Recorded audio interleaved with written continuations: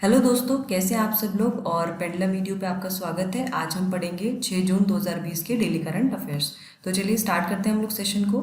UK के प्रधानमंत्री द्वारा वर्चुअल ग्लोबल वैक्सीन शिखर सम्मेलन का आयोजन किया गया। हाल ही में यूके के प्रधानमंत्री बोरिस जॉनसन द्वारा वर्चुअल ग्लोबल वैक्सीन शिखर सम्मेलन का भी आयोजित किया गया है और इसमें 50 से अधिक देशों के राष्ट्रीय अध्यक्षों, व्यापारिक नेताओं, संयुक्त राष्ट्र एजेंसियां, सिविल सोसाइटी आदि ने भाग लिया है।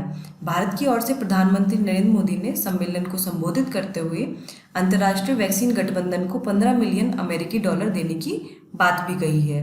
भारत में टीकाकरण कार्यक्रमों में से एक मिशन इंद्रधनुष है, जिसका उद्देश्य देश के बच्चों और गर्भवती महिलाओं का पूर्ण टीकाकरण सुनिश्चित करना है। वैक्सीन सुरक्षा के विस्तार के लिए भारत ने अपने राष्ट्रीय टीकाकरण कार्यक्रम में 6 नए टीके जोड़े हैं। भारत ने अपनी पूरी वैक्सीन आपूर्ति लाइन को डिजिटल कर दिया है और अपनी कोल्ड चेन की अखंडता की निगरानी के लिए एक इलेक्ट्रॉनिक वैक्सीन खुफिया नेटवर्क विकसित किया है।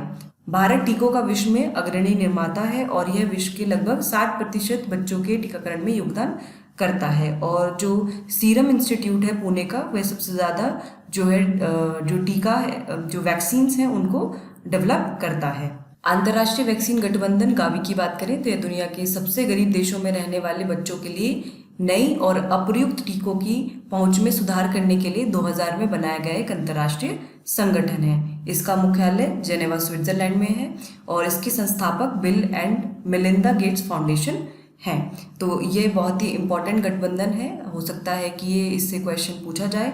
तो चलिए इससे जुड़ा एक प्रश्न देख लेते हैं। अंतर्राष्ट्रीय वैक्सीन गठबंधन गावी का गठन किस वर्ष किया गया था? 2000, 2004, 2002, 2006। तो इसका सही उत्तर है ऑप्शन ए, जो कि है 2000। चलिए अगली न्यूज देखते हैं। भारत ऑस्ट्रेलिया व्यापक रणनीतिक साझेदारी संबंधों को बढ़ाने पर 2 संयुक्त घोषणा। हाल ही में प्रधानमंत्री नरेंद्र मोदी और उनके ऑस्ट्रेलियाई समकक्ष स्कॉट मॉरिसन के बीच पहली बार भारतीय ऑस्ट्रेलिया वर्चुअल समिट संपन्न हुई। इस समिट में भारत ऑस्ट्रेलिया व्यापक रणनीतिक साझेदारी संबंधों को बढ़ाने पर 2 संयुक्त घोषणा की गई। पहली ये घोषणा की गई कि दोनों देशों के मध्य द्विपक्षीय और बहुपक्षीय मंचों पर सहयोग करने की बात कही गई और दूसरा ये कि इंडो पैसिफिक क्षेत्र में समुद्री सहयोग के लिए एक साझा दृष्टिकोण का विकास करना है।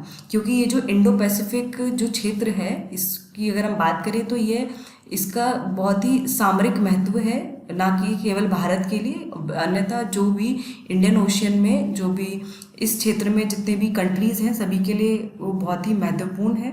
और इसमें कोई भी, जैसे चाइना का जो एग्रेसिव पॉलिसी है, उसको कंट्रोल करने के लिए, उसको कंटेन करने के लिए सारे जो देश हैं वो एक साथ आते हैं और उसमें सहयोग सभी देशों का है कि वो जो इंडो पैसिफिक क्षेत्र है वह खुला जो है एरिया होना चाहिए, खुला क्षेत्र होना चाहिए, जहाँ पे आसानी से जो है अपना ट्रेड वगैरह सारी कंट्रीज अपना ट्रेड वगैरह कर सकें।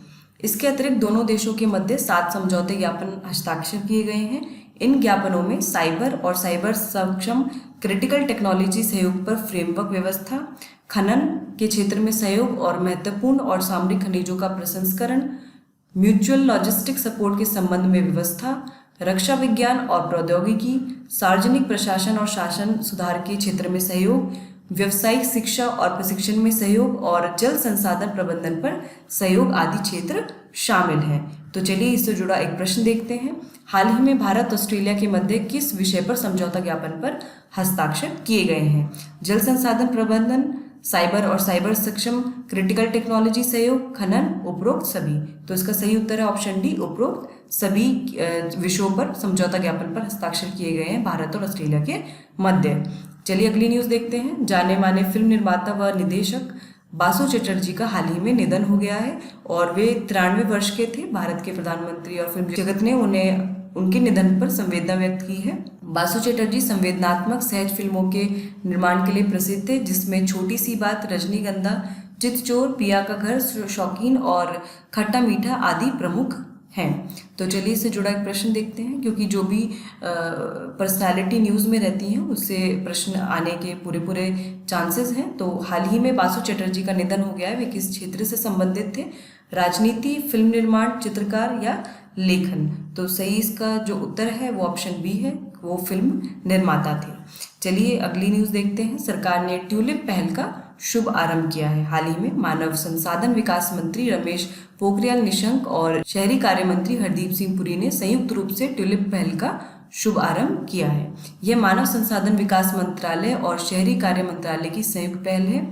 इसका उद्देश्य देश में इंजीनियरिंग के विद्यार्थियों को इंटर्नशिप उपलब्ध कराना है और ट्यूलिप से पहले से जो विद्यार्थी हैं, जो शहरी स्थानीय निकायों सहित सभी पक्षों को लाभ प्राप्त होगा और युवाओं में बौद्धिक कौशल का भी विकास होगा। और प्रारंभ में पहले वर्ष में इस कार्यक्रम से लगभग 25,000 विद्यार्थियों को लाभ मिलेगा। बात करें प्रश्न की, मानव संसाधन विकास मंत्रालय और शहरी कार्य मंत्रालय की संयुक्त पहल ट्यूलिप का संबंध किससे है? इंजीनियरिंग के विद्यार्थियों को इंटर्नशिप देने से, किसानों को पेंशन, व्यापारी वर्ग को सहायता या फिर छात्रों को स्कॉलरशिप। तो इसका सही उत्तर है ऑप्शन ए, जो कि है इंजीनियरिंग के विद्यार्थियों को इंटर्नशिप दिलाना। अगली न्यूज देखते हैं। प्रधानमंत्री जनधन योजना के तहत महिला लाभार्थियों के खाते में 500 रुपये दिए जाएंगे। प्रधानमंत्री जनधन योजना के तहत सरकार महिला लाभार्थियों के खाते में 500 रुपये 10 जून तक डालेगी और यह राशि उन्होंने प्रधानमंत्री गरीब कल्याण पैकेज के तहत दी जा रही है। और हाल ही में सरकार ने 1,70,000 करोड़ रुपए के प्रधानमंत्री गरीब कल्याण योजना पैकेज के तहत महिलाओं, गरीब वरिष्ठ नागरिकों और किसानों के लिए निःशुल्क अनाज और नकद भुगतान की घोषणा की थी। उसी कल्याण योजना पैकेज के अंतर्गत महिला लाभार्थियों के खाते में 500 रुपये डाले जाएंगे। डायरेक्ट बेनिफिट ट्रांसफर के थ्रू ये किया जाएगा और जैसा कि जनधन योजना के द्वारा जो खाते खोले गए थे उसी में महिला लाभार्थियों को ये पैसे दिए जाएंगे। प्रधानमंत्री जनधन योजना की अगर हम बात करें तो यह योजना वित्त मंत्रालय के तहत वर्ष 2014 में शुरू की गई थी।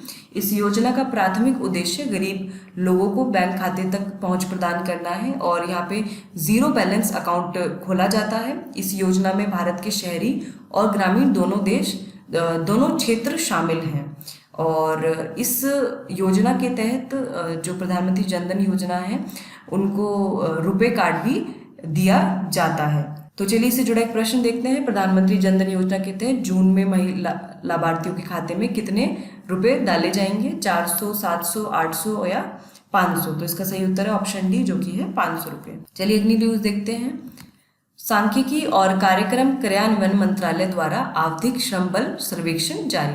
हाल ही में सांख्यिकी और कार्यक्रम कार्यान्वयन मंत्रालय द्वारा आवधिक श्रम बल सर्वेक्षण जारी किया गया है और सर्वे के अनुसार 2017-18 में भारत की बेरोजगारी दर पिछले 45 वर्षों में सुधार आया है और 17-18 में यह 6.1% के उच्च स्तर 2018 में 5.8% हो गई। यानी कि जो बेरोजगारी दर है वो 6.1% से घटकर 5.8% हो गई है। श्रम बल की भागीदारी दर में भी 2017 से 17-18 में 36.9% से 2018-19 में 37.5% तक मामूली सुधार हुआ है और रिपोर्ट के अनुसार मंदी सभी श्रेणियों में आई थी। हालांकि महिला और ग्रामीण श्रमिकों ने सबसे अधिक सुधार दिखाया। इस दौरान महिलाओं की बेरोजगारी 5.7% से गिरकर 5.2% हो गई है, जबकि पुरुष की जो बेरोजगारी है वो केवल 6.2% से गिरकर 6% हुई है। यानी कि बेरोजगारी तो घटी है लेकिन उस जो गिरावट है वो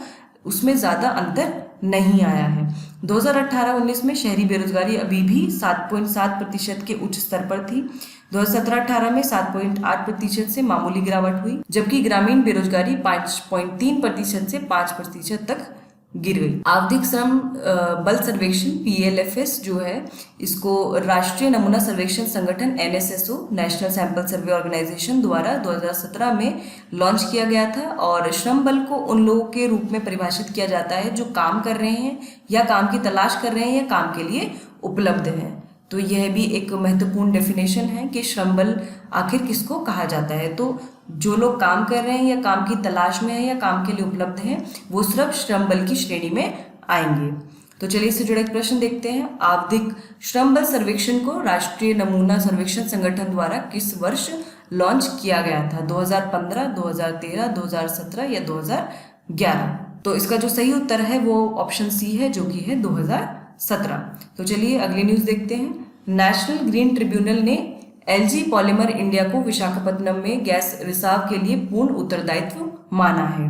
तो हाल ही में जो स्टाइरिन गैस के लीकेज की वजह से बुरा हाल हुआ था विशाखापत्तनम में, और तो उसके लिए उसी के चलते नेशनल ग्रीन ट्रिब्यूनल ने एलजी पॉलीमर इंडिया को अपने कारखाने में गैस रिसाव से हुई जानमाल की हानि के लिए पूर्ण उत्तरदायित्व माना है। एनजीटी द्वारा हाल ही में न्यायमूर्ति आदर्श कुमार गोयल की अध्यक्षता में नियुक्त समिति ने कहा है कि कंपनी ने भंडारण टैंक की उचित देखभाल नहीं की थी, जिसकी वजह से स्टाइरिन गैस जो है वो लीक हो गई थी। साथ ही समिति ने यह भी कहा है कि कंपनी को 50 करोड़ रुपए मुआवजे के तौर पर जमा करने पड़ेंगे, जो कि लोगों की बहाली के लिए खर्च किए जाएंगे, और एक बहाली योजना भी तैयार की जाएगी जिसके लिए एक समिति का गठन भी किया गया है। और बात करें हम स्टाइरिन गैस की, तो यह इसको इथेनॉल बेंजीन या विनाइल बेंजीन के रूप में भी जाना जाता है, और केंद्रीय तंत्रिका तंत्र को प्रभावित कर सकता है, जिससे सरदर्द, थकान, कमजोरी, अवसाद हो सकता है। और अमेरिका के पर्यावरण संरक्षण एजेंसी के अनुसार मनुष्यों में स्टाइरिन का प्रभाव श्लेष्म झिल्ली और आंखों में जलन और जंठरांत्रिय के रूप में सामने आता है। तो यह स्टाइरिन गैस का जो असर है वो बहुत ही खतरनाक होता है मनुष्य पर, और हमने देखा भी कि कितने लोगों को वहाँ पर नुकसान हुआ था विशाखापत्तनम में इस स्टाइरिन गैस के लीकेज की वजह से, और इसी के चलते राष्ट्रीय हरित अधिकरण ने एलजी पॉलीमर्स को पूरी तरह से जिम्मेदार ठहराया है। बात करें हम एनजीटी की, तो ये राष्ट्रीय हरित अधिकरण अधिनियम 2010 के तहत स्थापित एक विशिष्ट वैधानिक निकाय है, और यह पर्यावरण संरक्षण, वनों और अन्य प्राकृतिक संसाधनों के संरक्षण से संबंधित मामलों के निपटान के लिए उत्तरदायी निकाय है। ऑस्ट्रेलिया और न्यूजीलैंड के बाद एनजीटी की स्थापना करने वाला भारत दुनिया का तीसरा देश है। तो ये बहुत ही इंपॉर्टेंट पॉइंट है कि ऑस्ट्रेलिया और न्यूजीलैंड के बाद एनजीटी की स्थापना करने वाला भारत दुनिया का तीसरा देश है।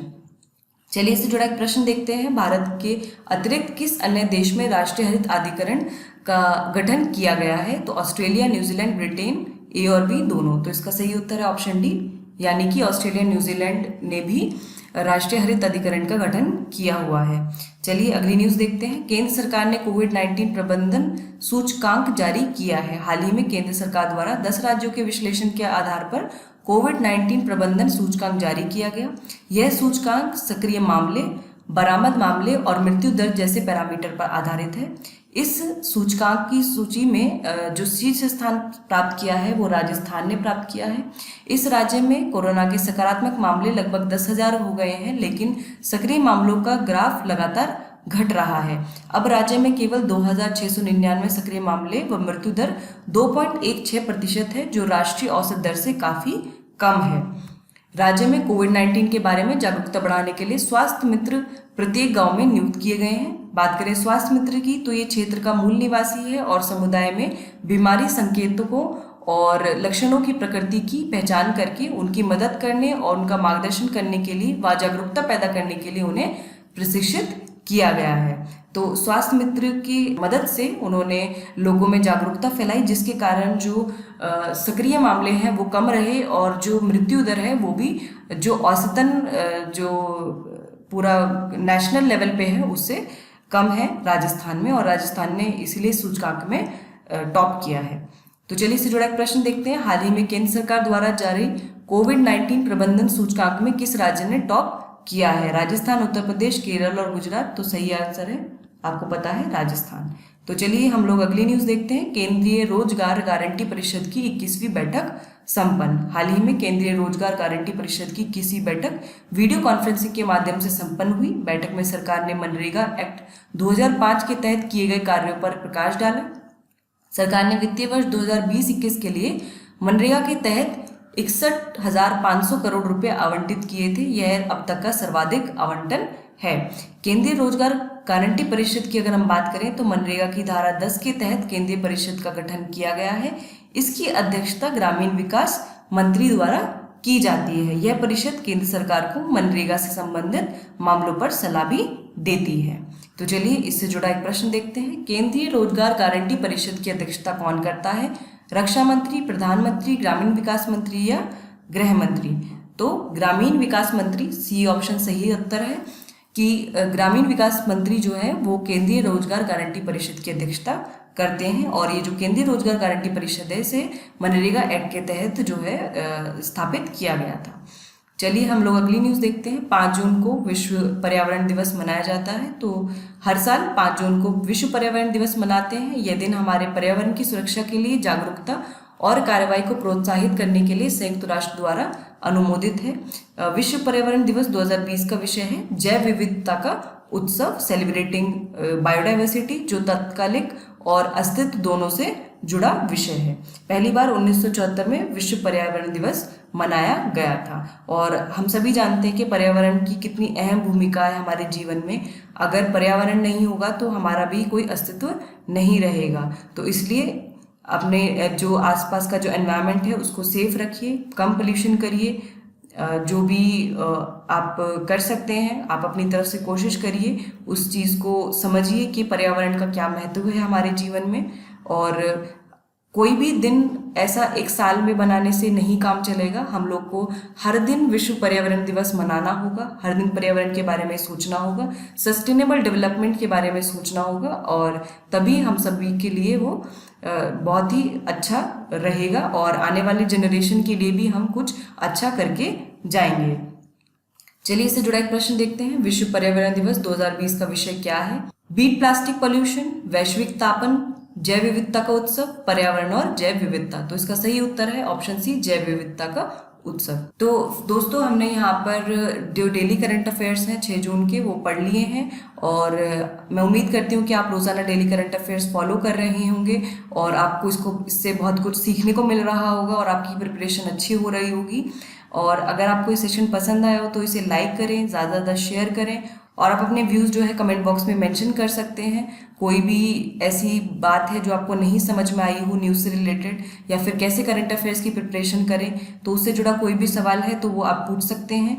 और आप ये डेली करंट अफेयर्स जो है वेबसाइट पर जाकर pendulumedu.com पर जाकर भी पढ़ सकते हैं। ये करंट अफेयर्स इंग्लिश में भी अवेलेबल है, PDF डाउनलोड कर सकते हैं आप, डेली करंट अफेयर्स की क्विज अटेम्प्ट कर सकते हैं, और भी स्टडी मटेरियल अवेलेबल है जो आपकी प्रिपरेशन के लिए काफ़ी हेल्पफुल रहेगा।